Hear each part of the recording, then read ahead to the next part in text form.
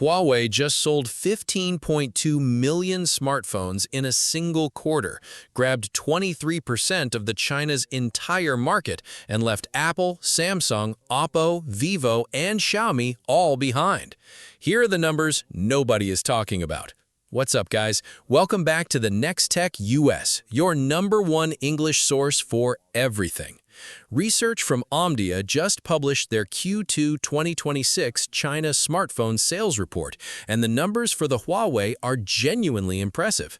Today, we're breaking down every detail: where Huawei stands, how every competitor performed, and what this tells us about where the smartphone market is heading for the rest of 2026. Let's start with the headline. According to Omdia's official Q2 2026 report, Huawei sold 15.2 million smartphone units in China during Q2 2026, achieving 23% market share and ranking first. Now, let's put that in perspective. During the same period last year, Huawei shipped 12.2 million devices and captured an 18% share. That means in just 12 months, Huawei grew their sales by 3 million units and added 5 percentage points of market share. That works out to be a yearly growth rate of 25%. 25% year-over-year growth in a market that's actually declining overall. That's the part that really stands out. So, what's driving this?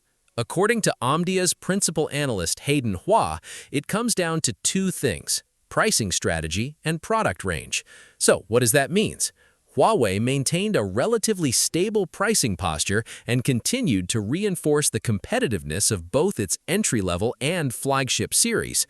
That's a dual strategy. Keep flagship buyers happy with premium products like the Huawei Mate and the Pura series, while also competing aggressively in the budget segment. The analysis specifically highlighted two models that performed particularly well: the Pura X Max and the Huawei Enjoy 90 Pro Max, which gained a favorable market response. These two phones represent exactly that dual strategy: the Pura X Max at the premium end and the Enjoy 90 Pro Max targeting value-conscious buyers with its massive 8,500 milliamp hours of the battery. And in the analyst's own words, Huawei's continuous market share growth during the first half of 2026 is driven not only by the resilient demand in the premium segment, but also by its own competitive advantages. That's an independent analyst confirming what we've been saying on this channel. Huawei's comeback is real, and it's broad-based, not just a premium niche story. Now, let's look at the full picture, because the story gets really interesting when you see where everyone else landed. Apple came in second with 12.4 million phone sales and 19% market share, posting 24% year-over-year growth. So Apple actually grew strongly too, but still couldn't match Huawei's volume or share. Oppo ranked third with 10.6 million units and 16% market share, but posted a 9% decline in annual growth. That's a significant drop for one of the Chinese biggest brands.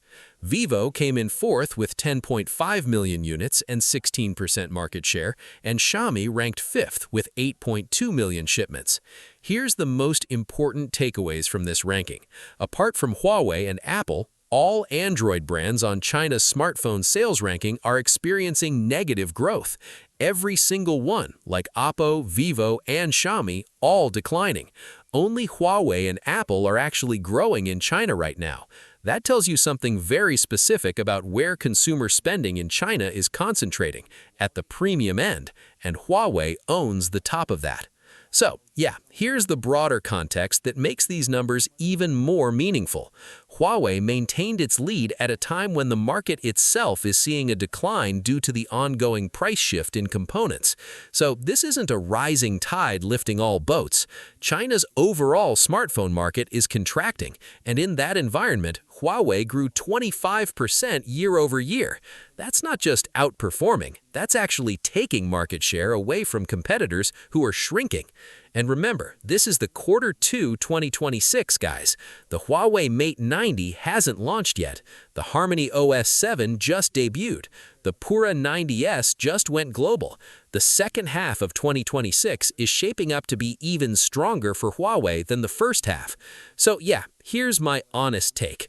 23% market share in China, number one with 25% year-over-year growth in a declining market. Well, this is one of the biggest quarterly performance Huawei has had since the sanctions began in 2019. What's most impressive is the breadth of it.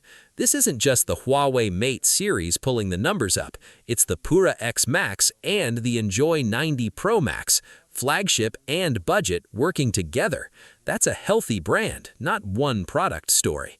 So, yeah guys, what do you think about it? Share your thoughts on it in the comments down below.